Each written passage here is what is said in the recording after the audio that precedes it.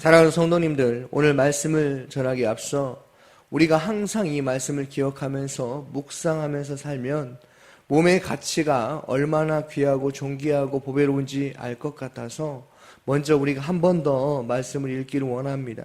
19절과 20절 말씀입니다. 같이 함께 읽겠습니다. 너희 몸은 너희가 하나님께로부터 받은 바 너희 가운데 계신 성령의 전인 줄을 알지 못하느냐? 너희는 너희 자신의 것이 아니라 값으로 산 것이 되었으니 그런즉 너희 몸으로 하나님께 영광을 돌리라. 아멘. 우리의 몸은 내 것이 아니라 하나님이라는 것이라는 것입니다. 우리는 하나님의 계획과 섭리와 하나님의 사랑 가운데 우리는 흙으로 지음을 받았다는 것을 기억하고 있지 않습니까? 우리는 이 사실이 너무나 중요합니다. 왜요? 하나님께 지음을 받았다는 이 사실을 알고 있다는 것은 그만큼 우리의 몸을 함부로 대하지 않기 때문에 그렇다는 것이죠. 그런데 아파서 병들고 그럴 때면 나는 왜 이렇게 허약해지라고 생각할 수가 있습니다. 그 모습 그대로를 하나님께 쓰임을 받을 수 있다는 것을 우리는 기억해야 하는 것이죠. 제가 실제로 보지는 않았지만 우리가 잘 아는 나라는 찬양이 있을 것입니다. 이 찬양은 송명희 씨가 지었습니다. 뇌성마비로 태어나 그의 삶은 참으로 비참했습니다. 죽을 것 같은 고통에 처했습니다. 그래서 매번 자살을 시도하려고 노력을 했지만 그때마다 실패하였습니다. 자기 뜻대로 죽음을 선택할 수 없었다는 것이죠. 그래서 하나님을 원망도 하고 부모도 원망도 하고 왜 나 같은 자를 이렇게 태어나게 해서 이렇게 고통스럽게 하는가 라는 그러한 삶 가운데 암흑 가운데 캄캄한 어둠 속에서 살았다는 이야기를 들었습니다. 그런데 그 원망과 좌절과 절망 끝에 계시는 그 하나님을 만나게 되었다는 거예요. 그렇게 원망하고 좌절하고 절망하고 어찌할지 몰라 힘들어했을 때 하나님께서 그를 만나 주셨다는 것입니다. 그래서 그가 그것을 작사하고 최덕신이라는 분이 그것을 불렀습니다.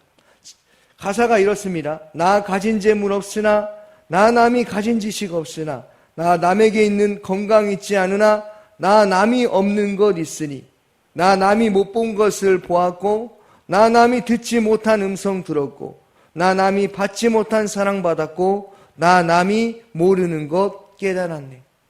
그리고 그 가사의 하이라이트가 있지요. 후렴입니다. 공평하신 하나님이 라는 가사죠. 자기가 뇌성마비에 걸리지 않았더라면 그 공평하신 하나님의 사랑을 알지 못했다는 것입니다. 무슨 말입니까? 비록 그 여인이 말 한마디 하려면 몸부림치고 뒤틀어서 말을 하지만 몸의 가치가 얼마나 소중하고 귀하고 존귀한 것인지를 하나님께서 깨닫게 해주셨다는 것이죠. 또 하나 몸이 중요한 게 아니라 그의 마음에 누구를 향했는지가 더 중요하다는 것입니다. 몸도 물론 중요합니다. 중요하지 않다는 이야기가 아니라 몸도 중요하지만 그 여인의 마음이 그 여인의 삶 가운데 살아갈 때에 누구를 향하고 있는가가 상당히 중요했다는 것이죠. 그래서 그 여인의 삶은 완전히 뒤바뀌어 버렸습니다. 예전에는 자신의 그 뒤틀린 모습과 말 한마디를 하려면 몸을 비틀고 정말로 그렇게 했어야 했는데 지금은 어떻습니까? 자신의 모습을 많은 사람들 앞에서 보여주며 당당하게 나가서 말을 더듬으면서 하나님의 사랑을 전하는 송명희 시인이 되었습니다. 우리는 그분에 비하면 참으로 멀쩡하지 않습니까? 그런데 우리의 몸을 함부로 대할 때가 있다는 것입니다. 늙고 병들고 힘이 없고 약하고 다치거나 사고가 날 때 한 번쯤은 나는 왜 이런가, 왜 이렇게 연약한가라고 생각할 수 있었을 것입니다. 그런데 오늘 분명하게 말하고 있습니다. 우리의 몸은 하나님의 성전이라는 것이에요. 우리의 몸은 교회라는 것입니다. 우리는 우리의 몸을 통해서 움직이고 사람들에게 다가갈 때 그들이 우리를 보고 그리스도인이라는 것을 알게 한다는 거예요. 얼마나 놀라운 소식인지 모릅니다. 그리고 무엇보다도 성령께서 우리와 함께 하심으로 인하여서 우리가 몸이 어떤 것인지를 알게 되었다는 것이죠. 이것은요, 하나님의 자녀 그리스도인만이 알 수 있는 것입니다. 세상에 믿지 않는 사람들이 어떻게 이 몸의 가치를 알 수 있겠습니까? 사랑하는 성도님들, 우리가 그리스도인이 되었다는 것은 하나님의 일하심과 열심히 있었다는 것을 기억하기를 소망합니다. 어떤 일하심입니까? 예수께서 우리가 하나님의 사람임을 알게 하셨고, 예수가 하신 그 희생으로 인하여 그분이 화목제물을 되어주심으로 인하여서 우리가 이렇게 몸의 가치를 귀하게 여기며 살 수 있게 되었다는 것이죠. 그런데 고린도 교회 성도들은 자신의 몸을 음행하는 일에 써버렸습니다. 15절 말씀을 함께 읽어보도록 하겠습니다. 15절입니다. 너희 몸이 그리스도의 지체인 줄 알지 못하느냐? 내가 그리스도의 지체를 가지고 창녀의 지체를 만들겠느냐? 결코 그럴 수 없느니라. 아멘.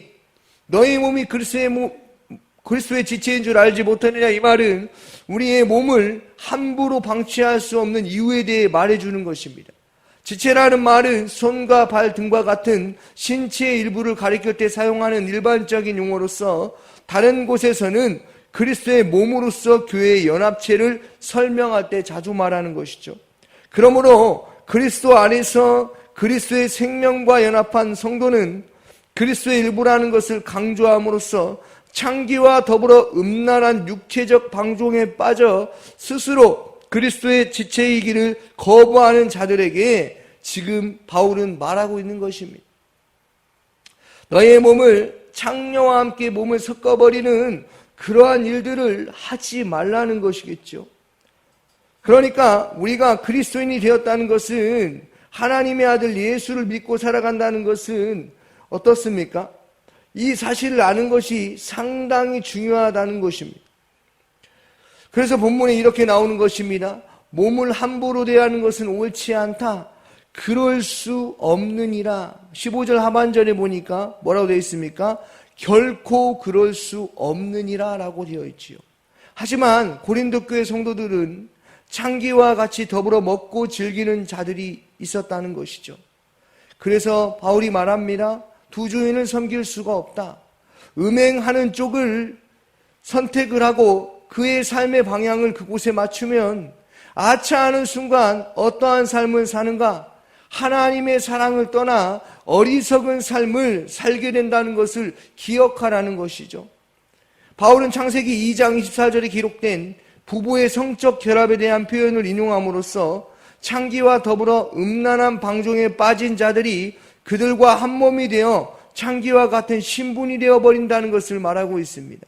그러므로 몸을 함부로 대하지 말라라는 것이죠. 또한 한 몸이라는 표현은 그들이 성적 행위를 통하여 하나의 신분 또는 같은 범죄, 더 나아가 동일한 멸망에 처하게 되었다는 것을 강조하고 있는 것입니다.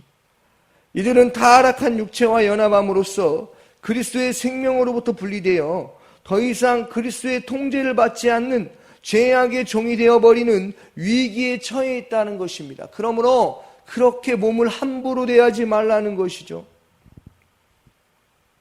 왜 고린도 교회 성도들은 그리스도의 몸이자 성령인 전인 몸을 음행하는 일에 시간을 다 쏟아낸 것입니까? 당시 고린도 지역 사람들은 두 가지 사상에 대한 지대한 영향을 받았기 때문에 그렇습니다. 그 하나는 영지주의입니다. 영지주의의 골자는 선한 신의 창조물은 영혼이고 악한 신의 창조물은 몸이라는 것입니다. 그러므로 처음부터 영혼은 선하지만 몸은 악하다는 것이에요. 좀 과하게 말하면 몸은 아무짝에도 쓸모가 없다는 말입니다. 그뿐만이 아니라 영혼이 몸에 갇혀 고통을 받고 있다는 것이죠. 몸을 영혼의 감옥이라고 본 것입니다. 애당초 구원에는 영혼만 해당 사항이 있고 몸은 해당 사항이 없다고 본 것입니다. 몸은 못된 것으로 간주해버립니다. 몸은 영혼을 괴롭히는 존재, 죽으면 썩어버릴, 없어질 고깃덩어리에 불과하다는 그러한 생각을 품게 만든 것입니다. 따라서 몸에 어떠한 선한 일을 행하든지 간에 그것은 무의미하다는 것이죠. 또 하나의 사상은 에피쿠르스의 사상의 철학입니다. 이 철학을 만든 에피쿠로스는 인간은 철저하게 물질의 결합으로 보았습니다. 원소들의 결합에 지나지 않는다고 보았습니다. 그러므로 인간을 고통스럽게 하고 공포에 떨게 하는 물질의 의미 없는 결합이며 죽음은 의미 없는 물질의 해체라는 것입니다. 한마디로 인간은 의미 없이 왔다 갔다 하는 하찮은 존재로 본 것입니다. 인간들은 착각해서 이런 하찮은 물질의 결합과 해체에 불과한 인간을 무슨 대단한 존재인 것처럼 삶의 목적과 의미와 가치를 가지려고 하니 고통받는 삶을 살아간다는 것이죠. 결국에 이 고통을 이겨내고 벗어날 방법이 바로 쾌락을 즐기면서 살아야 한다라고 가르쳤다라는 것입니다. 사랑하는 성도님들, 이 당시뿐만이 아니라 오늘날 사회에서 스트레스를 푸는 방법들이 이와 비슷하지 않습니까? 쾌락을 즐기고 유흥가에 들어가 즐기고 여자들과 하룻밤 잠을 자는 것을 몸을 함부로 뒤섞는 일이 일어나고 있다는 것입니다. 그런데 문제는 지금 고린도 교회 안에도 이러한 일들이 일어나고 있다는 거예요. 더 큰 문제는 양심의 가책조차 전혀 느끼지 못하고 있는 상황이라는 것입니다. 이러한 엄청난 파장이 고린도 교회 성도들에게 물 흐르듯이 흘러들어온 것입니다. 결론적으로 고린도 교회 성도들은 영은 귀하지만 몸은 하찮은 존재로 여겨버린 것입니다. 영혼과 정신은 귀하고 귀하지만 몸은 아무것도 아니라 나를 불편하게 하는 존재로 보는 것입니다. 그래서 몸을 아무에게나 내주고 함부로 대해버린 것입니다. 우리는 이 말씀을 들을 때 어떻게 생각합니까? 우리가 생각할 때 어떻게 이런 말을 믿지라고 생각할 수 있지만 이때 당시에 이들이 그렇게 된 것은 교만하였고 하나님을 떠나버리니 다른 철학과 다른 사상을 가지고 살게 되었다는 것입니다. 그러므로 사랑하는 성도님들, 우리가 예수를 안다는 것이, 우리가 하나님을 안다는 것이 얼마나 중요한지를 깨닫는 은혜가 있기를 소망합니다. 우리의 몸은 예수님이 부활하셨듯이 우리의 몸도 똑같이 존귀하고 보배로운 몸이라는 것이죠. 사람들이 보기에는 예수님은 저주받은 십자가에 못 박혔기 때문에 그 모든 고통을 다 받았고 그는 죽었다고 생각할 수 있지만 우리는 예수가 사망 권세를 깨뜨리고 부활하셨다는 그 사실을 알고 있는 것 아니겠습니까? 영만 부활한 것이 아니라 몸도 완전히 부활하셨다는 것입니다. 사랑하는 성도님들, 이 사실을 믿으십니까? 이 사실을 믿는 사람이라면 그리스도인이 틀림이 없습니다. 그러므로 우리는 예수와 연합된 자이며 성령 충만함을 살 수 있다는 그 사실을 기억하기를 바랍니다. 우리는 하나님이 지으신 최고의 걸작품이라는 것이죠. 그러므로 우리의 몸은 더 이상 썩지 아니할 것입니다. 우리는 주님 오실 그날에 부활의 영광에 참여할 몸으로 다시 부활할 것입니다. 이제는 세상의 법을 따라가는 그러한 삶을 살아가지 않아야 되는 것 아니겠습니까? 세상 사람들은 죽으면 끝장난 인생으로 생각하며 살아갑니다. 죽으면 아무런 가치가 없는 것으로 몸을 함부로 대하지만 우리는 그렇지 않습니다. 우리는 예수를 알기 때문에 우리는 장차 부활의 영광에 참여할 자라는 것을 알고 있다는 그 사실입니다. 사랑하는 성도님들, 몸은 귀한 것입니다. 몸은 하나님께서 지어주신 창조물입니다. 그러므로 인하여서 우리가 이 몸을 함부로 대하지 아니하고 귀하게 대하며 또 오늘 하루를 살아갈 때 주님과 동행하는 은혜로운 삶을 사시기를 주님의 이름으로 축원합니다. 아멘. 오늘 새벽에 주신 말씀을 묵상하면서 함께 기도하시고 유치부를 위해서 기도하여 주시고 교사 순장들을 위해서 기도하여 주시기 바랍니다.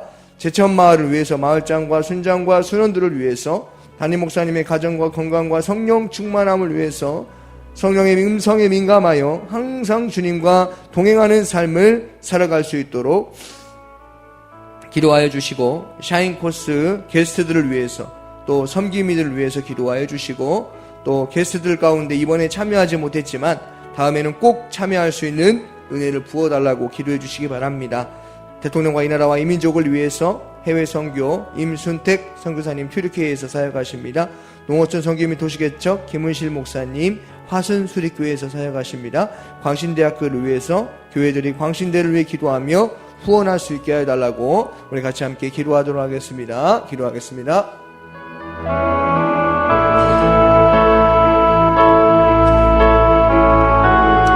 사랑이 많으신 아버지 하나님 감사합니다. 하나님, 우리의 몸이 늙고 병들고 허약하고 또 아버지 하나님 힘이 없어도 하나님은 이 모습 그대로 사용하십니다. 아버지 하나님, 우리의 몸은 하나님의 것임을 기억하게 하시고 함부로 대하지 아니할 수 있게 하여 주시옵소서. 아버지 하나님, 다른 것에 시선을 뺏기지 않게 하시고 하나님께 시선을 돌려서 우리가 오늘 하루를 승리하며 살아갈 수 있도록 성령께서 함께하여 주시옵소서.